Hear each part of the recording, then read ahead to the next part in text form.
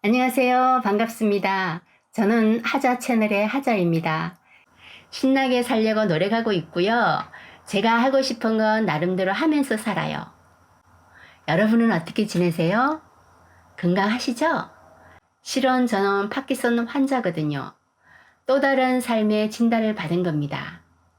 한동안 상실감에 빠져 허우적 됐고요. 요즘은 소소한 재미에 물들어 가고 있어요. 이렇게 고통에서 즐거움으로 변한 건 작년 가을부터예요. 취미로 만화를 그렸거든요. 손이 많이 떨렸어요. 생각대로 그려지지도 않고요. 갑자기 가슴 뛰면서 살아야 되는데 떨면서 살아야 하나 서글펐어요. 그 분위기를 벗어나고 싶었거든요. 그래서 노래를 틀었어요. 트롯. 그랬더니 갑자기 흥이 일어나면서 떨림도 리듬처럼 느껴지는 거예요. 그때 내 감정 흥이 나도록 선택하면서 살 수 있구나 라고 생각하게 됐어요. 그리고 그 경험들을 사람들한테 들려주고 싶었거든요. 그래서 유튜브도 시작하게 됐습니다. 자, 그럼 오늘 들려주고 싶은 건 뭘까? 제가 후회했던 걸 말씀드리려고 해요. 왜냐? 후회가 있어야 새롭게 변할 수 있거든요. 그래서 먼저 현실을 인정하자입니다. 여러분은 사물을 인식하고 인정하는 편인가요? 저는 그러지 못했습니다. 아집에 갇혀 살았거든요. 근데 지금은 달라졌어요. 어떻게? 인정할 수 있는 감정을 선택하는 겁니다. 그러니까 나를 바로 잡아주는 긍정과 흥이 일어나도록 감정 선택을 하는 거예요. 그게 쉽냐고요? 어렵지 않아요. 몸짓으로 활용하는데요. 상황에 따라 달라요. 가령 이렇게 가슴에 손을 얹고 사는 게 별거 있어. 인정하자. 라고 하면은 내 감정도 변할 수 있어요. 왜냐? 내가 생각하는 대로 따라오니까. 감정은 내가 선택할 수 있으니까. 근데 문제는 이 과정에서 내 몸이 브레이크를 걸어요. 몸이 떨릴 때가 많아요. 물론 별거 아니에요. 여러분도 떨리신 적 있으시잖아요. 당황했을 때. 어린 시절 엄마한테 혼날까봐 미리 달달달달 떨었잖아요. 그리고 누군가를 짝사랑할 때 심장이 쿵쾅쿵쾅 뛰잖아요.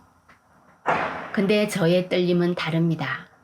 내 감정과 관계없이 가만히 있으면 떨려요. 가령 책상에 앉아서 책을 보잖아요. 떨려요. 식탁에 앉아 밥을 먹거나 컴퓨터 할 때, 심지어 가부좌를 틀고 명상에 잠길 때도 한쪽 다리가 떨립니다. 왜 떨릴까? 잘 아시겠지만 우리 뇌에는 도파민이라고 하는 신경 전달 물질이 분출하잖아요. 근데 파킨슨 환자에겐 이 도파민이라고 하는 물질이 활성화되지 않는답니다. 반면에 짝사랑하는 사람이랑 함께 있으면 가슴이 두근거리잖아요. 그건 바로 도파민이 활성화되기 때문이래요. 물론 버럭 화를 낼 때도 갑자기 분출된다고 합니다. 이렇게 마음 움직임만으로도 도파민이 분출하는데 저는 마음의 움직임과 상관없이 가만히 있으면 사지가 진동을 일으켜요. 만약 저처럼 증상이 있다면 병원에서 진료를 받아보셨으면 해요. 그리고 진단을 받잖아요. 그 질병에 대해서 인식하고 인정했으면 합니다. 저는 인식도 인정도 안 했어요. 제가 왜요? 제가 얼마나 바른 생각을 하는데요. 선생님 혹시 오진 아닐까요? 이렇게 바르지 못한 태도로 바른 생활만 얽혀댔어요. 지금 돌이켜보면 정말 후회스러워요. 내 몸이 변하고 있다는 걸. 왜 신체 변화를 되짚어 보지 않았을까? 모든 증상에는 사건에는 어떤 현상이 있다고 하잖아요. 전조 현상. 어떠한 일이 생길 느낌. 예를 들자면은 건물이 무너지기 전에 벽에 금이 가거나 기둥이 미세하게 흔들린다고 하죠. 그런 남녀가 헤어질 땐요, 보통 문자가 줄거나 문자를 씹어버려. 경험 있으시죠? 저 역시 전조 현상이 있었습니다. 그냥 아무렇지 않게 지나쳤어요. 저 자신을 맹신한 거죠. 근데 저 자매들이랑 여행을 갔거든요. 둘째 언니가 그래요. 너 그릉거리가 이상하다. 손도 떨고. 그때서야 몇 년간을 떠올려 봤어요. 몇 년 전부터 몸이 앞으로 쏠리면서 무의식 중에 신발 바닥을 질질 끌면서 걸었거든요. 특히 손의 각도 조절이 잘 안 되는 거예요. 컴퓨터 마우스 움직임이 느리고 양치질을 섬세하게 할 수 없고 메이크업을 하거나 만화를 그릴 때 선들이 매끄럽지 않은 거예요. 삐뚤삐뚤하게 그려졌어요. 그래서 보통 만화 5장 그릴 때 저는 겨우 1장밖에 못 그렸어요. 그때마다 내가 왜 이러지? 나이 탓인가? 라고 중얼거리곤 했거든요. 아마 이런 상태로 1년을 넘게 보냈던 것 같아요. 모든 일이 그러하듯 때를 놓치면 기회를 놓칠 수 있죠. 질병도 시기를 놓치면은 병의 진행 속도가 빨라지거든요. 그러니 전조 현상이 오면 바로 진료를 받아보시라고 권하고 싶어요. 심리치료사인 나다니엘 브랜던이 변화를 향한 첫 번째 단계는 인식하는 것이다. 그 다음 단계는 인정하는 것이다. 라고 말했습니다. 이쯤에서 우리 냉정히 생각해봐요. 지금 살고 있는 대로 살아갈 수 있어요? 극히 드물어요. 반드시 변수가 생기거든요.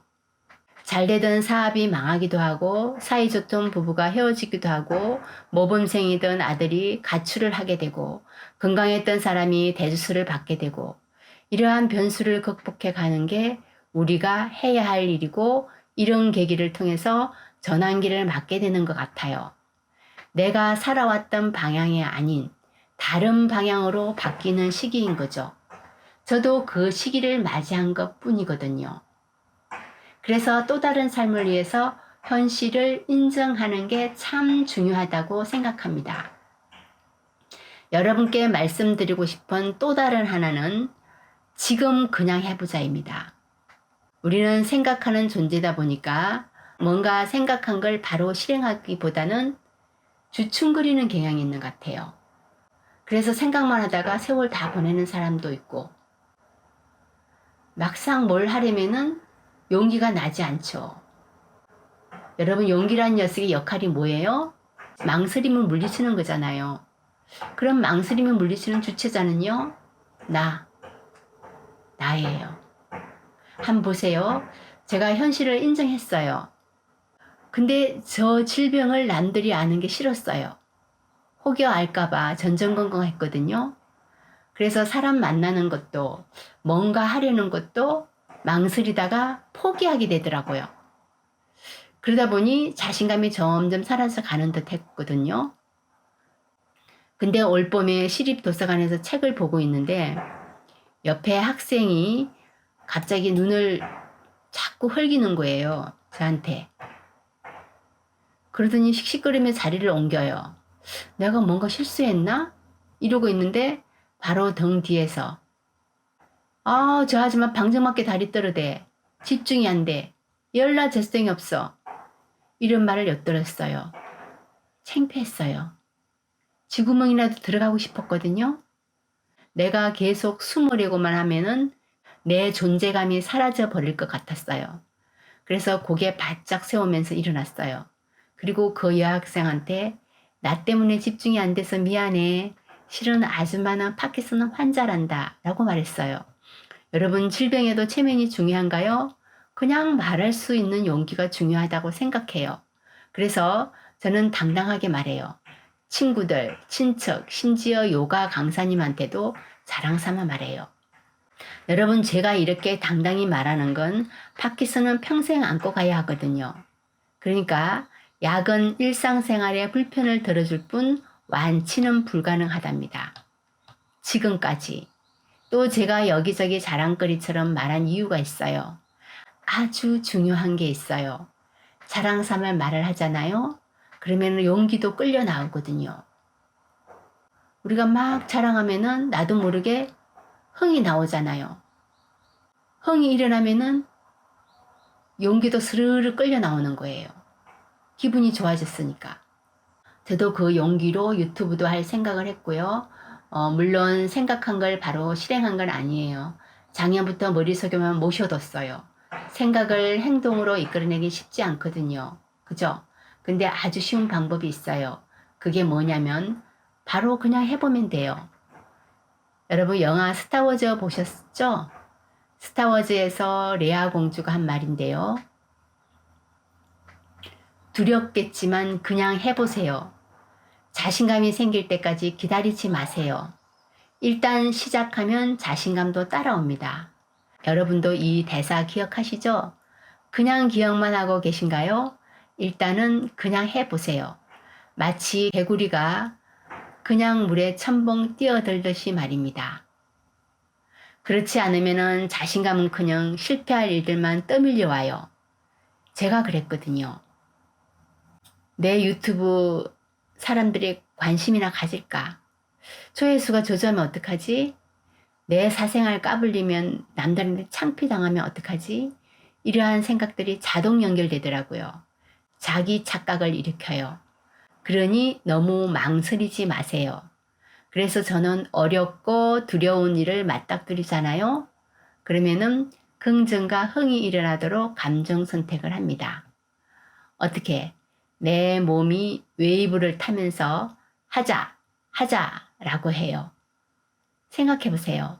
하자라고 했으니 해야 될 거 아니에요. 그래서 유튜브 채널 이름도 하자라고 지은 겁니다. 여러분도 잘 알고 계시지만 생각은 행동을 이끌고 행동은 습성을 만들어낸다고 하잖아요. 따라서 또 다른 인생의 진단을 받았을 땐 현실을 인정하면서 하고 싶은 건 망설이지 말고 그냥 해보면 어떨까 합니다. 제가 가장 후회했던 이 두 가지를 여러분께 꼭 들려주고 싶었습니다. 오늘 첫방이다 보니 떨리기도 하고 가슴이 뛰기도 했고요. 자료 준비하느라 시간이 많이 들었거든요. 덕분에 편집 실력이 늘었어요. 앞으로 소소한 즐거움을 부단히 업로드하겠습니다. 꾸준히 시청해 주시면 감사하겠습니다. 고맙습니다.